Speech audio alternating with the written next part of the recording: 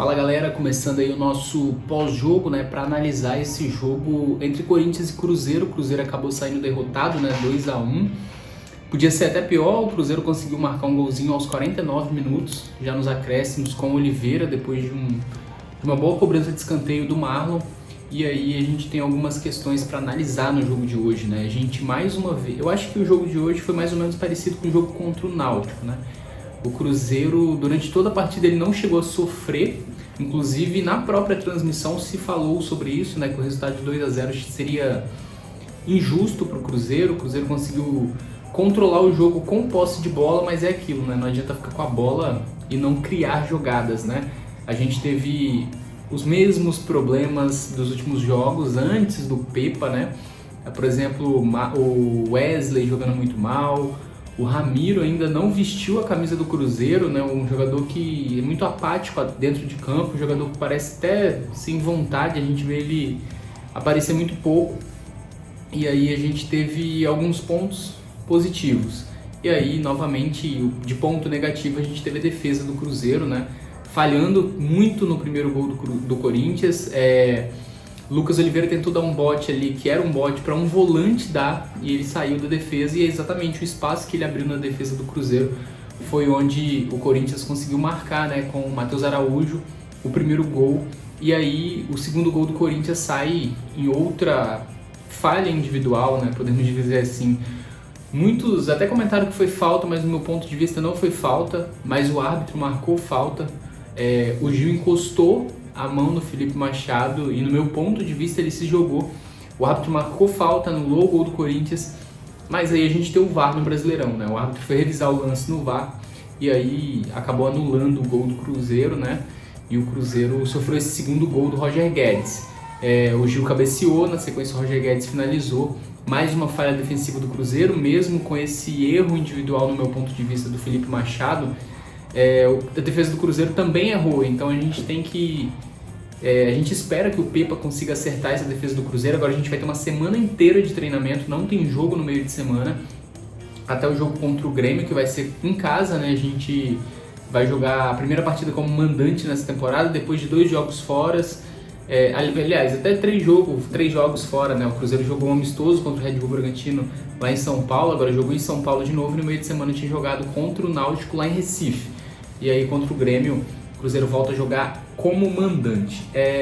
Críticas, como a gente citou, Wesley, Oliveira, Ramiro. Um ponto positivo no jogo de hoje, no meu ponto de vista, foi o Richard, um jogador que estava igual um leão dentro de campo, né? Desarmou todas que conseguiu, e aí foi muito importante para o Cruzeiro. O Nicão entrou no segundo tempo, no início do segundo tempo, e no meu ponto de vista também foi um dos piores em campo. O Nicão não conseguiu fazer nada praticamente, um jogador muito apagado, e assim como o Ramiro, parece que falta até vontade para o jogador. E o Pepa repetiu a escalação que entrou jogando contra o Náutico. Da escalação inicial, os problemas ali são os 3, né, no meu ponto de vista: o Oliveira, o Ramiro e o Wesley. Esses 3 jogadores não vêm entregando aquilo que a gente espera, além do Gilberto, mas aí o Gilberto passa por um outro processo que envolve a criação, né? Se não criar, o Gilberto não vai marcar gol, mas o Gilberto também vem aparecendo pouco dentro de campo. Então essa derrota do Cruzeiro, como a gente disse, o Cruzeiro teve mais posse de bola, controlou bem o jogo, mas quando o Corinthians chegou, conseguiu fazer o gol, porque a defesa do Cruzeiro não consegue segurar também quando é acionada, né? Até o momento do gol do Corinthians, que foi já na metade para o final do segundo tempo, o Cruzeiro tinha sofrido um lance de perigo, que foi uma finalização do Matheus Bidu de fora da área. Rafael Cabral fez a defesa, e aí no rebote ficou aquele tentando isolar e não conseguiu, né, a defesa do Cruzeiro, e aí o Corinthians chegou com perigo no primeiro tempo. Fora isso, o Cruzeiro controlou o jogo, mas como a gente disse, também não criou. E aí a única jogada que o Cruzeiro realmente teve uma grande oportunidade foi o gol do Oliveira, né? O Marlon cobrou escanteio, tocou ali, acho que, se eu não estou enganado, para o Nicão, e aí o Nicão devolveu para o Marlon, ele fez o cruzamento, e aí o Oliveira estava lá no último pau, fez o gol de cabeça, até tentando se redimir desse erro no gol do Corinthians. Mas o Oliveira, defensivamente, nesse ano de 2023, não vem sendo o Oliveira que foi em 2022, né? Então a gente espera melhoras no geral. E vamos ver, tá na reta final aí dessa janela de transferências, pouquíssimos dias, poucas expectativas de reforços, além do Henrique Dourado, que vai assinar com o Cruzeiro e deve ser anunciado nessa semana agora. mas vamos torcer porque o Cruzeiro melhore, né? Porque no próximo final de semana já tem outro jogo muito difícil. O Grêmio é um adversário muito complicado, muitas peças interessantes do Grêmio, um time que também retornou para a Série A nesse ano de 2023, né? Jogou a Série B com o Cruzeiro ano passado, mas o Grêmio se reforçou muito mais que o Cruzeiro, né? Teve um orçamento ali bem maior, trouxe inclusive o Luiz Soares, né? Que é o principal jogador da equipe.